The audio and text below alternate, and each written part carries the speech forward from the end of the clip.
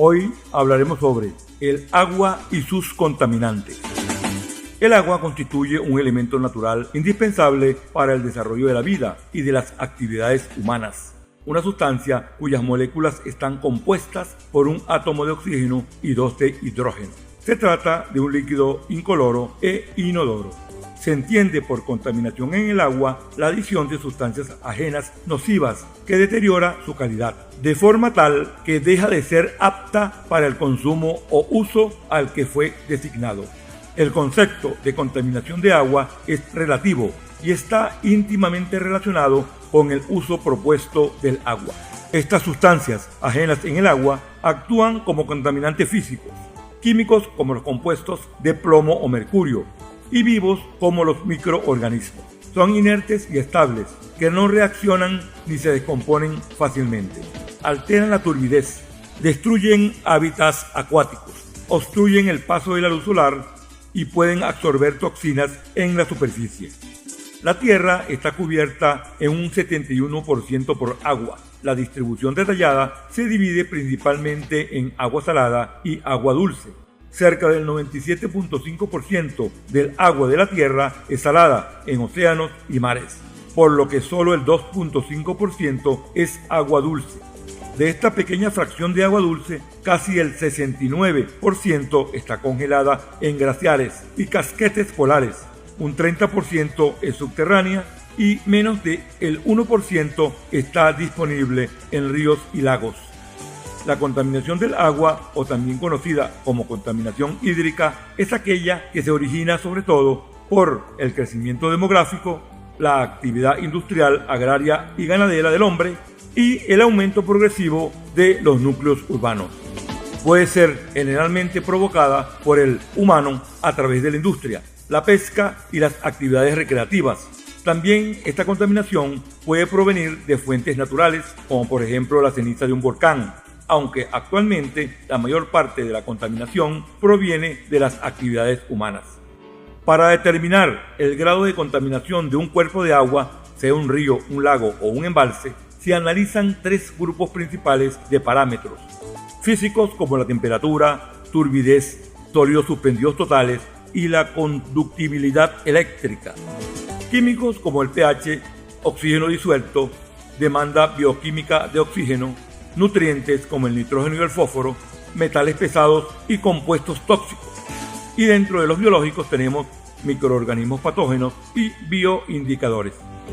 Estos indicadores permiten evaluar si el agua es apta para el consumo humano, riego o si sostiene la vida acuática de manera equilibrada. Entre los principales contaminantes del agua tenemos las basuras provenientes de los desechos químicos de las fábricas, industrias, entre otras, las aguas residuales y otros residuos que demandan oxígeno, en su mayor parte materia orgánica, cuya descomposición produce desoxigenación del agua. La mayor parte de los centros urbanos vierten directamente las aguas negras o servidas a los ríos y al mar. Los agentes patógenos, tales como bacterias, virus, protozoarios, parásitos que entran al agua provenientes de desechos orgánicos.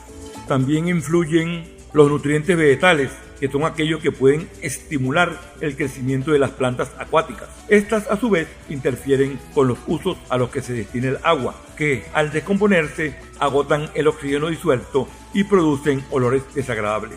Otros serían los productos químicos, incluyendo los pesticidas, diversos productos industriales, las sustancias tensoactivas contenidas en los detergentes y los productos de la descomposición de otros compuestos orgánicos.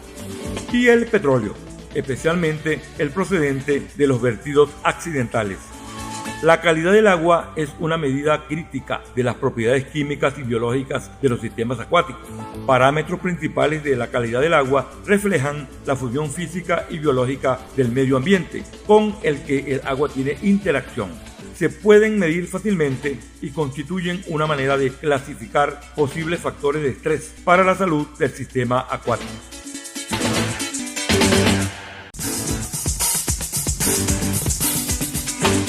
Hoy hablaremos sobre potabilización del agua. La potabilización del agua es vital porque transforma el agua de fuentes naturales en un recurso seguro para el consumo humano. dado que solo un 0.4% del agua del planeta es naturalmente apta para beber. Este proceso resulta indispensable para la supervivencia y el desarrollo global.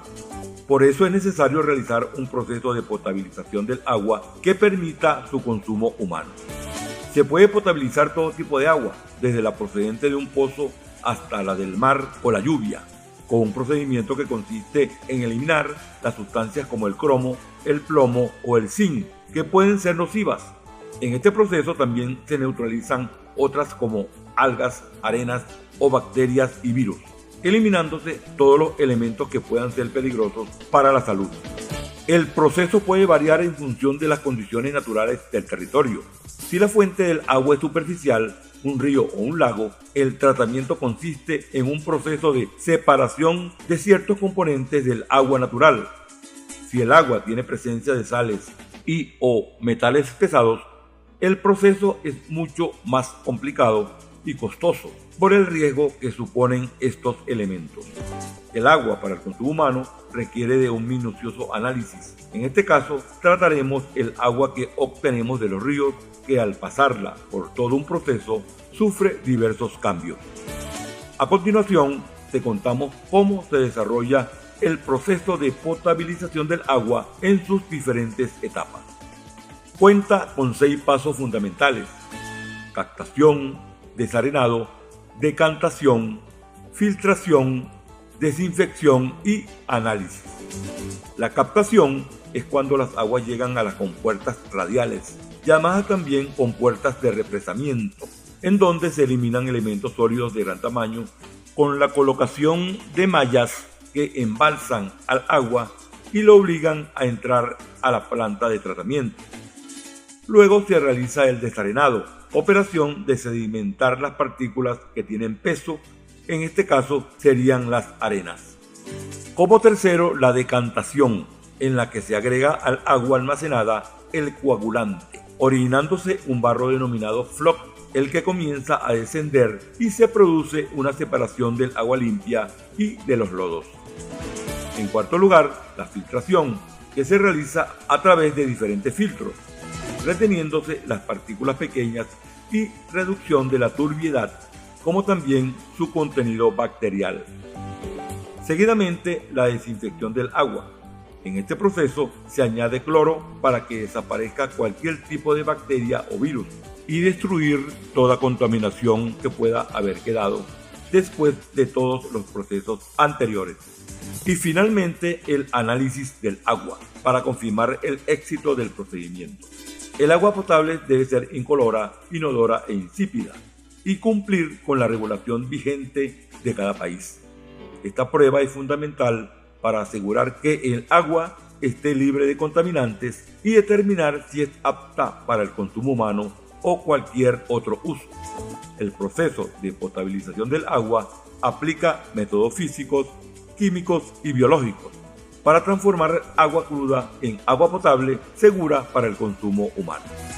Las pruebas físicas evalúan las propiedades que se pueden percibir con los sentidos o medir mediante instrumentos ópticos. Esta incluye la turbiedad, color, olor y sabor y sólidos totales disueltos. Las pruebas químicas determinan la composición elemental del agua y aseguran que no contenga sustancias tóxicas ni concentraciones minerales perjudiciales. Miden el pH, cloro residual, la dureza, metales pesados y componentes tóxicos. Y las pruebas biológicas, en donde se detectan la presencia de microorganismos patógenos, como virus, bacterias, parásitos, que transmiten enfermedades gastrointestinales. En estas pruebas también se puede determinar si el agua está contaminada con bacterias fecales. Se denomina agua potable al agua que puede ser consumida sin restricción, debido a que gracias a su calidad no representa un riesgo para la salud. El término se aplica al agua que cumple con las normas de calidad promulgadas por las autoridades locales e internacionales.